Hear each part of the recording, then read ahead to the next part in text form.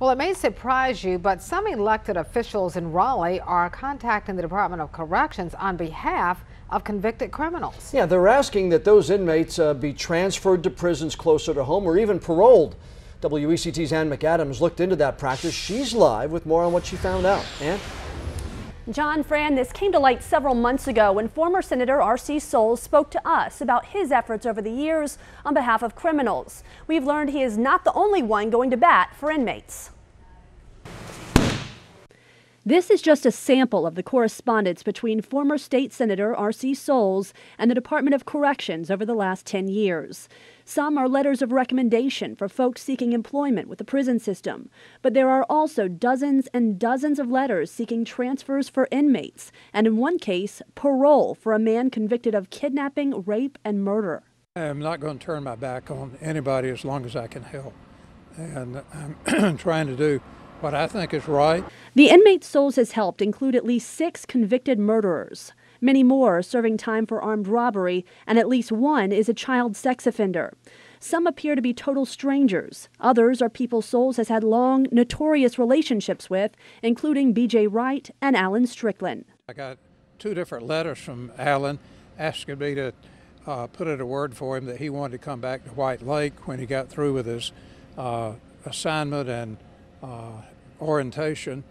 And I had his mother and Tabor City to come by, and Jeannie, the little girl that he goes with, they all came by. So it was something that I've done 200 times before, and I guarantee you every member of the legislature has done it. Apparently not. We polled all of the state legislators from our viewing area and found most of them have never requested any favors for people serving in state prison.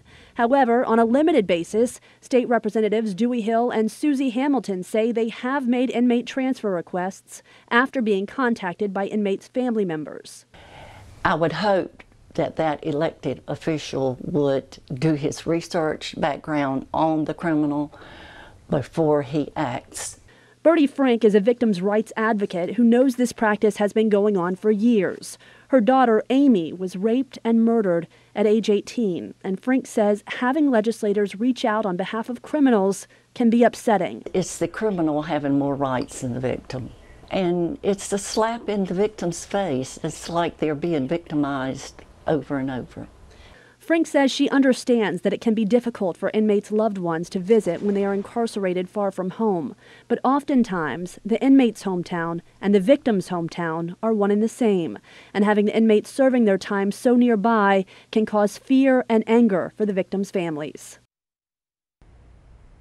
Bertie Frank says she thinks any time an inmate is going to be moved closer to a victim or victim's family, the victim should be notified and preferably consulted about their wishes regarding the transfer.